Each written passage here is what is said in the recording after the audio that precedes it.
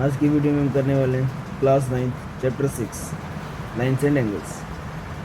तो बेसिकली इस चैप्टर में हम स्टार्टिंग से लेके एंड तक ये सभी टॉपिक कवर करेंगे।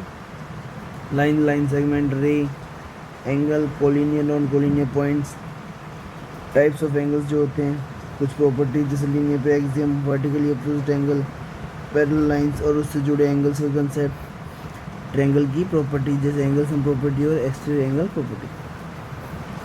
तो ये देखते हैं सबसे पहले है लाइन। तो लाइन बेसिकली क्या होती है, वो जिसकी कोई लिमिट नहीं होती, जिसको हम दोनों डायरेक्शन में प्रोड्यूस कर सकते हैं। जैसे अगर मैं कहता हूँ ये एक लाइन दी हुई है ए से बी, जिसको मैं इधर भी प्रोड्यूस कर सकता हूँ और इधर की तरफ भी। ऐसे ही अगर हम लाइन सेगमेंट की बात करें तो लाइन सेगमेंट की हम लाइन की तरह इसको प्रोड्यूस नहीं कर सकते, ये इसकी एक लिमिट है। जैसे अगर मैं बोलता हूँ ए भी एक लाइन सेगमेंट दे रखा है तो इसको हम लेफ़्ट या राइट में प्रोड्यूस नहीं कर सकते। जैसे लाइन को हम लेफ़्ट में या राइट में जितना चाहे उतना अपनी मर्ज़ी से प्रोड्यूस कर सकते हैं, ऐसे हम लाइन सेगमेंट को अपनी मर्ज़ी के अकॉर्डिंग प्रोड्यूस नहीं कर सकते। इसमें अगर हमें इतना दिया हुआ है ए बी तो ये इतना ही रहेगा, इसको हम अलग से प्रोड्यूस नहीं कर सकते। इसके बाद हमारा आता है रे। रे का क्या होता है, एक ही डायरेक्शन होती है रे के लिए जिसमें हम उसको प्रोड्यूस कर सकते हैं। यानी अगर मैं बोलता हूँ यहाँ पे ए बी एक रे दे रखी है तो हम बी पॉइंट की तरफ से इसको जितना चाहे उतना प्रोड्यूस कर सकते हैं, लेकिन ए पॉइंट यहाँ पे फिक्स रहेगा, इसको हम प्रोड्यूस नहीं कर सकते। तो यहाँ से हमारे पास तीन चीज़ें आई, लाइन जिसको दोनों डायरेक्शन में प्रोड्यूस कर सकते हैं, रे जिसको सिर्फ वन डायरेक्शन में प्रोड्यूस कर सकते हैं, और तीसरा हमारा लाइन सेगमेंट जिसके लिए कोई डायरेक्शन नहीं होती, जिसको किसी भी डायरेक्शन में हम प्रोड्यूस नहीं कर सकते। इसके बाद आते हैं collinear and non collinear points. तो देखिए क्या लिखा है, इफ थ्री और more than three points form a straight line when they are joined, then these points are collinear points, otherwise they are non collinear points. मतलब कोई भी तीन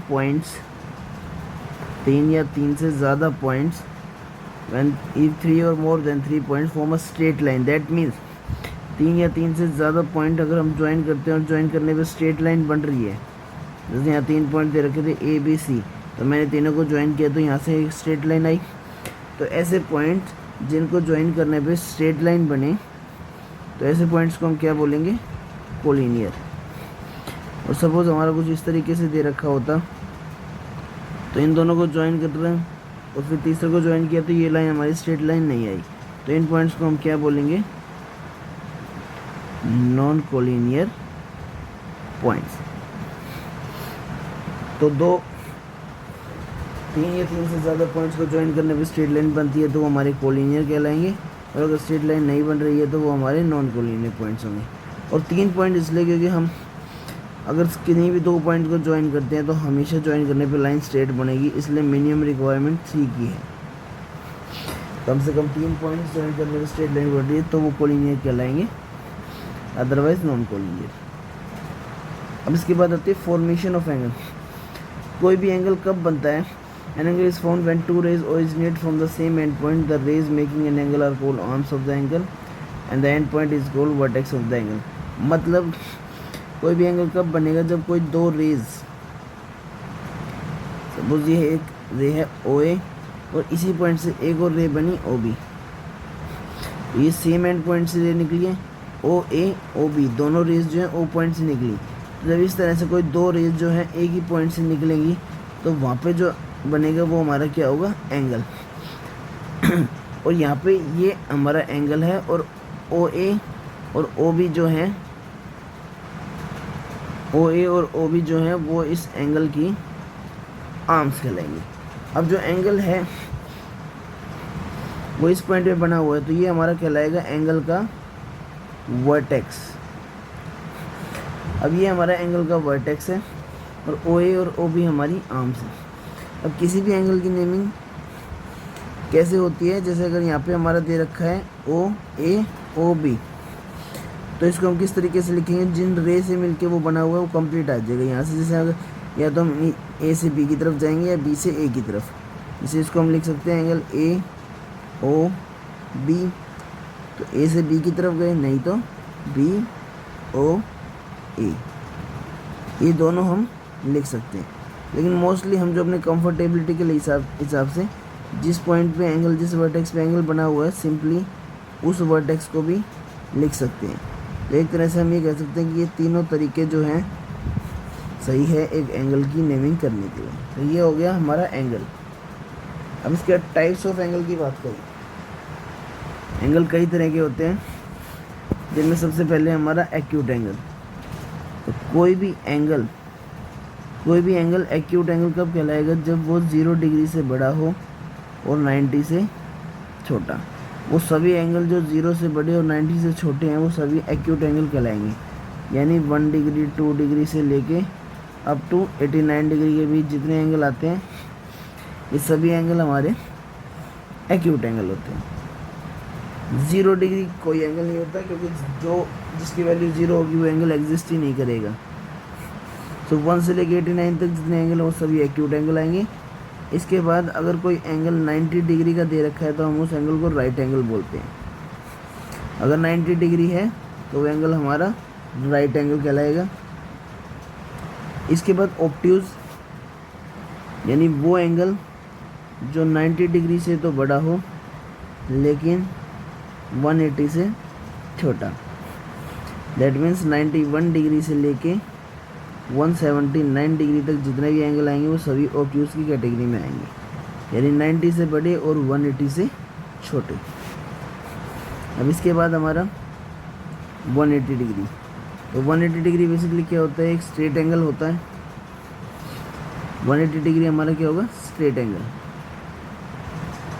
इसके बाद रिफ्लेक्स एंगल। तो कोई भी एंगल जो 180 से तो बड़ा हो लेकिन 360 से छोटा हो, वो हर एक एंगल जो 180 से बड़ा और 360 से छोटा होगा वो एंगल हमारा क्या कहलाएगा?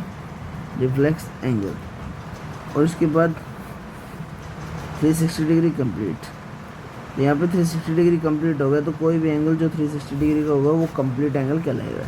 अब इन एंगल्स की फिगर कुछ इस तरीके से बनेगी, जैसे कंप्लीट एंगल जो हमारा 360 है, सपोज ये कोई रे है, तो ये जो वर्टेक्स या पॉइंट दे रखा है, इस पर जो ये कंप्लीट सर्कल बनाएगा जो एंगल, ये एंगल कितना होगा? 360 डिग्री। ऐसे अगर हम रिफ्लेक्स एंगल की बात करें तो जो 180 से बड़ा हो, तो अगर हम 180 की बात करें तो पहले स्ट्रेट लाइन जो हमारी बनेगी, ये हमारी एक स्ट्रेट लाइन है, और इस स्ट्रेट लाइन पे किसी भी पॉइंट पे जो ये एंगल बनेगा वन साइडेड, ये हमारा क्या होगा? 180। वन साइडेड है तो 180, अगर कंप्लीट होता तो ये एंगल हमारा कितना बनता? 360। अब देखो, अगर ये एंगल हमारा 180 है यहाँ तक, तो जैसे ही इससे ज़्यादा जाएंगे तो वो 180 से बड़ा हो जाएगा। तो जो फिगर बनेगी वो कुछ इस तरीके से बनेगी। अगर अंदर के एंगल की बात करें तो ये हमारा एक्यूट की कैटेगरी में आ जाएगा, क्योंकि ये हमारा 90 से छोटा है। और ये बाहर की बात करेंगे तो ये एंगल क्या हो जाएगा? हमारा रिफ्लेक्स एंगल, यानी 180 से बड़ा और 360 से छोटा। ऑब्ट्यूज एंगल की बात करें तो देखो, ये एंगल जो होता है हमारा 90 का होता है, लेकिन अभी आपने पढ़ा कि ऑब्ट्यूज एंगल कौन सा? जो 90 से बड़ा हो और 180 से छोटा हो। तो देखिए,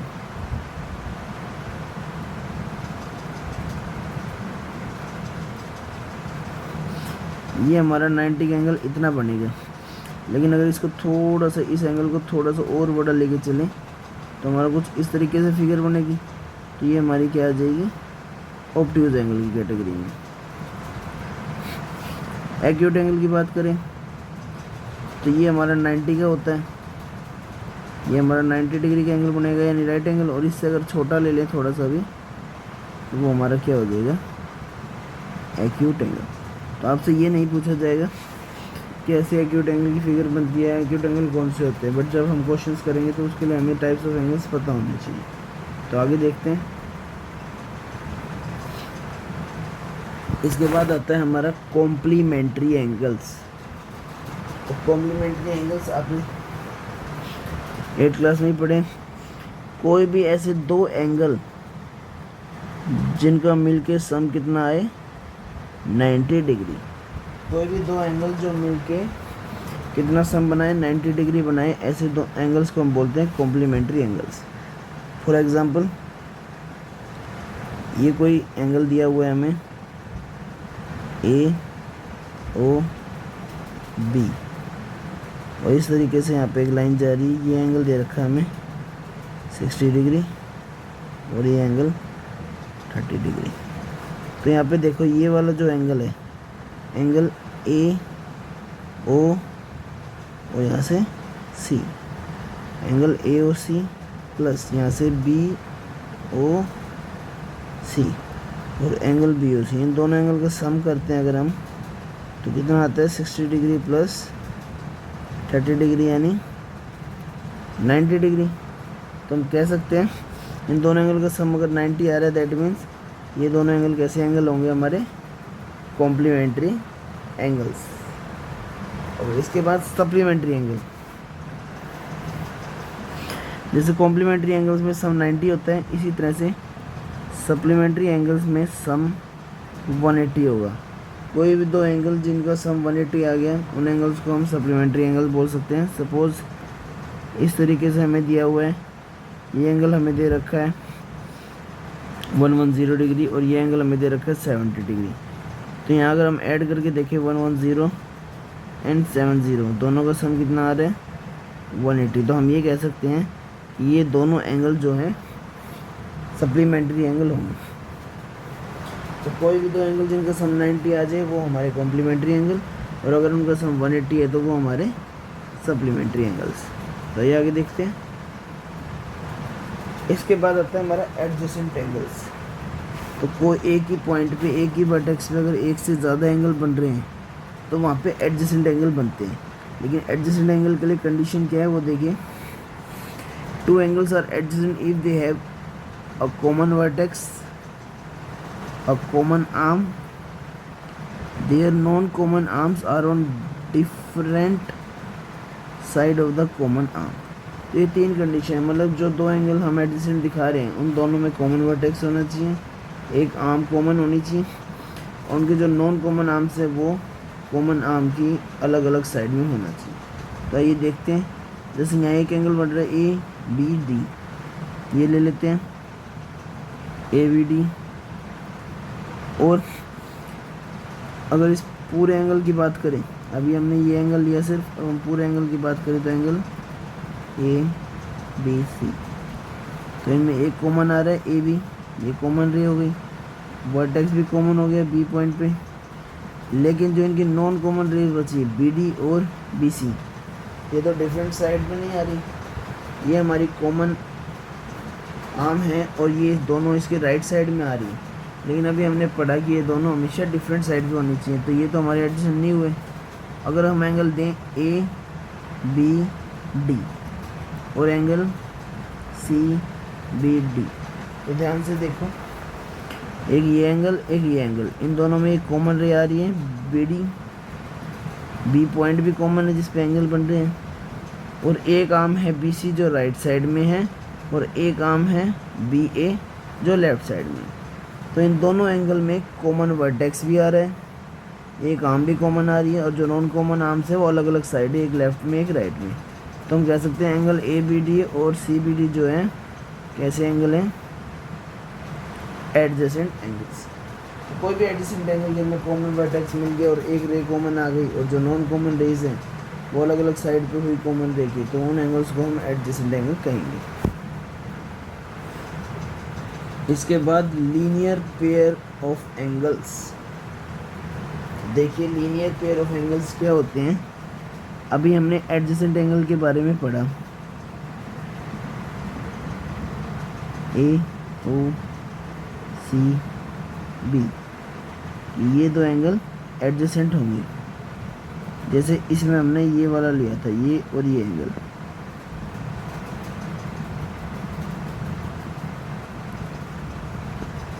तो ऐसे ही इसमें देखा जाए तो ये एंगल और ये एंगल, ये दोनों एडजेसेंट एंगल है। अब लीनियर पेयर ऑफ एंगल्स क्या होते हैं, if the non common arms D and B C form a line, then in this case A B D and D B C are called linear pair of angles. मतलब जैसे अगर इस figure की बात की जाए, यहाँ पे जो नॉन कॉमन आर्म बनेगी इस और इस एंगल में एडजेसेंट एंगल्स हैं, तो इनकी नॉन कॉमन आर्म होगी ओ बी और ओ ए। तो अगर ओ बी और ओ ए जो है नॉन कॉमन आर्म से अगर वो मिलके एक लाइन बना दे, कैसे, ये दे रखा था हमें इस तरीके से, यहाँ सी है, यहाँ बी है, ये ओ, और जो ए यहाँ पे जाना चाहिए था वो यहाँ ना जाके उसको ऐसे लिटा दिया जाए। जो ए यहाँ ऊपर जाना चाहिए था उसको ऊपर ना जाके ऐसे लिटा दिया जाए, तो ओ ए और ओ बी मिलके जो एक स्ट्रेट लाइन बना रहे हैं, तो यहाँ पे जो दो एंगल बनेंगे एडजेसेंट एंगल्स, वो दोनों कहलाएंगे लीनियर पेयर ऑफ एंगल्स। जैसे यहाँ फिगर दी हुई है, बी ए और बी सी जो है नॉन कॉमन आर्म्स थी और बी डी कॉमन आर्म थी, तो जो एडजेसेंट एंगल बने वो क्या बने, angle A B, angle A B और डी, और इधर से क्या बनेगा, एंगल सी बी और डी। तो ये दो एडजेसेंट एंगल्स हैं। तो according to linear pair of angles definition, कोई भी दो नॉन कॉमन आर्म मिलकर अगर स्ट्रेट लाइन बनाते हैं तो वहाँ पे जो एडजेसेंट एंगल बनेंगे उन दोनों एंगल्स को हम क्या कहेंगे, लीनियर पेयर। तो ये एंगल हमारे कहलाएंगे लीनियर पेयर। इसके बाद intersecting lines and non intersecting lines. तो अगर सिंपल वे में बोला जाए तो कोई भी दो लाइन जो एक दूसरे को कट करे वो इंटरसेक्टिंग लाइंस, और जो कट ना करे वो नॉन इंटरसेक्टिंग लाइंस। तो बेसिकली यहाँ पे पी क्यू जो है आर एस को इस पॉइंट पे कट कर रहा है, तो ये हमारी कैसी लाइन है, इंटरसेक्टिंग। और जो एक दूसरे को कट ना करे वो लाइन क्या होंगी, नॉन इंटरसेक्टिंग, क्योंकि ये कहीं पे भी कट नहीं कर रही हैं आपस में। और कोई भी नॉन इंटरसेक्टिंग लाइंस हमेशा पैरेलल मिलेंगी। पैरेलल लाइंस क्या होती हैं उनके बारे में हम नेक्स्ट एक्सरसाइज से रिलेटेड पढ़ेंगे, तब उसमें करेंगे हम पैरेलल लाइंस और उसके कंसेप्ट। फिलहाल के लिए आप ये ध्यान रखो, जो कट करे इंटरसेक्टिंग लाइंस और जो कट ना करे वो नॉन इंटरसेक्टिंग लाइंस। और नॉन इंटरसेक्टिंग लाइंस हमेशा पैरेलल होती हैं, क्योंकि पैरेलल लाइंस ही हैं जो कभी कट नहीं करती। Vertically opposite angles, vertically opposite angles formed when two lines say AB and CD intersect each other, say at the point there are two pair of vertically opposite angles।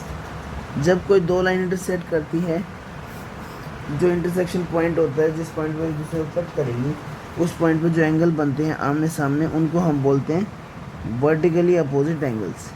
जैसे यहाँ पे AB और CD जो है intersect कर रहे हैं O point पे, तो यहाँ पे जो एंगल बन रहे हैं आमने सामने, एंगल AOD और उसके सामने एंगल BOC, तो ये हम कह सकते हैं दोनों एंगल क्या हैं, वर्टिकली अपोजिट एंगल।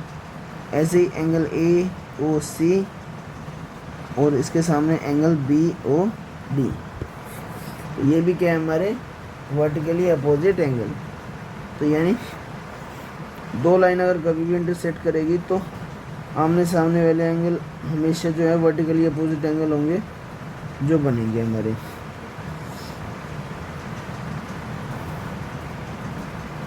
और इसके बाद हमारा लीनियर पेयर एक्सियम, और ये कह सकते हैं इस चैप्टर की फर्स्ट प्रॉपर प्रॉपर्टी जो हमारी यूज़ होने वाली है। तो एक्सियम 6.1 जो आपकी बुक में भी दे रखा है वो क्या है, इफ़ अ रे stands on a line, then the sum of two adjacent angles so formed is 180 degree. These adjacent angles are linear pair of angles। मतलब अगर कोई भी लाइन दी हुई है, जैसे यहाँ पे है लाइन AOB, तो कोई भी लाइन पे अगर कोई रे खड़ी हो गई लाइक OC, किसी भी लाइन पे अगर कोई रे है OC खड़ी हो गई, तो जो एडजेसेंट एंगल्स होंगे उन दोनों का सम कितना होगा, 180 डिग्री। और ऐसे एंगल्स को हम बोलते हैं लीनियर पेयर ऑफ एंगल्स। अभी थोड़ी देर पहले आपने पढ़ा था लीनियर पेयर्स ऑफ एंगल्स के बारे में, जिसमें कोई भी नॉन कॉमन आर्म मिलकर अगर लाइन बनाती हैं तो एडजेसेंट एंगल जो बनते हैं उनको हम लीनियर पेयर ऑफ एंगल्स कहते हैं। तो ये आपका पहला जो एक्सियम है लीनियर पेयर एक्सियम भी कहलाता है। इसका मतलब यही है कि जो लाइन बनेगी उस पर अगर कोई रे है तो यहाँ पे जो एडजेसेंट एंगल बनेंगे उनका सम 180 होगा। जैसे यहाँ पे देखा जाए तो angle AOC plus angle BOC, इन दोनों एंगल का सम 180 होगा और ये क्या कहलाएंगे, लीनियर पेयर। तो जब कभी भी दो एंगल्स जिनको जोड़ने पे अगर स्ट्रेट लाइन बनती है तो उन दोनों एंगल का सम हम 180 बता सकते हैं। इसी का कन्वर्स है axiom 6.2, if the sum of two adjacent angle is 180 degree then the non common arm of the angles form a line. यानी अगर हमने किसी पॉइंट पे दो एडजेसेंट एंगल का सम हमने 180 दिखा दिया तो हम ये कह सकते हैं कि जहाँ वो एग्जिस्ट कर रहे हैं वो लाइन है। यानी कि अगर मेरे को ये प्रूव करना है कि AOB, इस फिगर में जो है AOB एक लाइन है, ऐसा मेरे को प्रूव करना है, तो उसके लिए क्या करना पड़ेगा कि O पॉइंट पे जो दो एंगल बन रहे हैं दैट इज़ एंगल AOC और एंगल BOC, इन दोनों का सम मेरे को 180 दिखाना पड़ेगा। अगर किसी पॉइंट पे एडजेसेंट एंगल का सम 180 आ जाता है तो हम कह सकते हैं वहाँ की दोनों रेज मिलकर क्या बना रही है, स्ट्रेट लाइन। तो कभी भी स्ट्रेट लाइन प्रूव करने के लिए वहाँ पे सम 180 दिखाना पड़ेगा। तो ये दो एक्सियम थे आपके जो कंप्लीट हो गए। तो बेसिकली एक प्रॉपर्टी हमने पढ़ ली है कि अगर कोई भी दो एंगल मिलके स्ट्रेट लाइन बनाते हैं तो उन दोनों एंगल का सम कितना होगा, 180, और वो दोनों क्या कहलाएंगे, लीनियर पेयर। तो आशा करता हूँ आपको समझ में आया होगा।